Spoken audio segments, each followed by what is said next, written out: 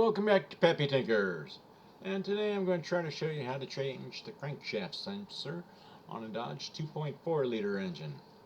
This is the little four banger that's in so many of the Dodge and Chrysler cars from like 1995, and I think they're still making them. Now I can't show you exactly how to change this sensor, but I can talk you through it because I didn't actually see the thing until I had it out. But this is a quick and easy repair that can easily save you a couple $100.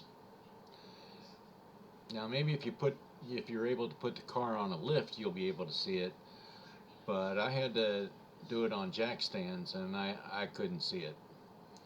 I also found it easier to jack the car up from the driver's side to get to it instead of going in from the front. If you're trying to find this sensor from the top of the engine, you aren't going to see much. It's on the back side of the engine on the driver's side of the car. It's below the throttle and shifter cables, kind of like under the brake cylinder. You might be able to see a small set of wires that are coming out of the main wiring harness that seem to go down into nothing. Those are probably the sensor wires that you need to follow, especially if they disappear behind a heat shield. The sensor is located behind a silver or aluminum heat shield. But that's all you're going to see from the top, and you're not going to see a whole lot more from that than on the bottom. First thing you do when you get under the car is to remove the splash shield from the bottom of the car. It's just a couple of plastic clips and a few 10mm bolts in the front. Mine was held up by zip ties in the rear, and when you put it back, you might find it easier that the zip ties are easier than getting those little plastic clips back in. When that's out of the way, look up and you'll find the actual axle shaft that goes to the passenger side of the car. When you find the rubber boot that goes into the transmission on that shaft, look straight above that and you should see the silver heat shield. You should also be able to see the two wires that go behind it. The crankshaft sensor is behind this heat shield, so that heat shield needs to be removed. There are two bolts holding this heat shield on, and you should easily be able to see the top one. The bottom one is a little bit tougher to see, but I was able to get it in one of these pictures, and I'll try to stop it so you can see it. And if I remember right, they were 12mm bolts. Because of the location of the bottom bolt, I couldn't get a socket on it and had to use a wrench, so it took a few minutes to get that one loose. Go back and find those two wires that went behind the heat shield, and that'll take you directly to the sensor. The sensor's held on by one 10mm bolt, and I could just barely touch it with my fingertips. The bolt is at the top of the sensor in the 12 o'clock position, and here's the real trick in it. This part of the engine is not straight up and down like this. This sensor is actually molded on a section that's like this. So when you come in with the socket, you're actually coming in kind of above it like this, and then you can move it. You're just trying to find it like this, you're not going to do it. It's got to be at an angle like about 10 o'clock position.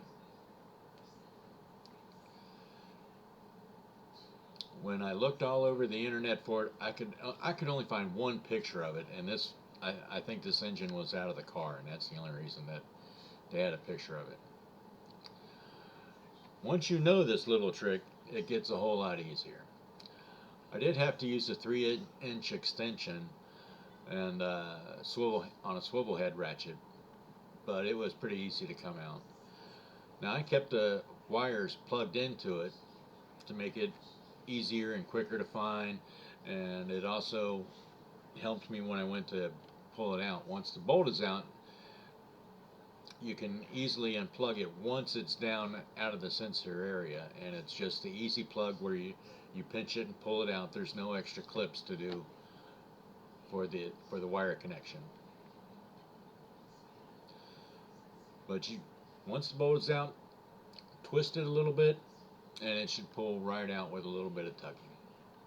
Easy peasy. Now before you put the new part on, compare it with the old one and make sure they look the same and that the wire connections are the same. Put a little bit of engine oil on the end of the sensor and on the new rubber O-ring. Find the hole for the sensor with your fingertip, and then you can easily just kind of bring it in alongside and let it slide into your finger instead of taking the sensor and going poke, poke, poke, poke, poke until you find the hole. Get it with your finger, slide it in along that. You can also do the same with the bolt when you're putting it in. I had my finger on the top of the sensor and just kind of moved the socket in alongside of it. Now I did have to twist the sensor a little bit to perfectly line up the bolt hole in the block with the hole in the sensor. And make sure you start it by hand. You don't want to cross thread this thing. You don't want to cross thread anything in the bolt like that. After you tighten it up, put the new put the wire connectors back on. They just snap right on. Bolt the heat shield back up, put the splash shield back on, and you're done. That's really all there is to it, and it can easily save you $300 for an hour if you're slow, half hour for most of us. Anyways, I hope you found this useful, and maybe it'll give you the gumption to try to save a few bucks and get this done. And if you liked it, give me a thumbs up, leave a comment. Good luck, and I'll see you next time on Pappy Tinkers.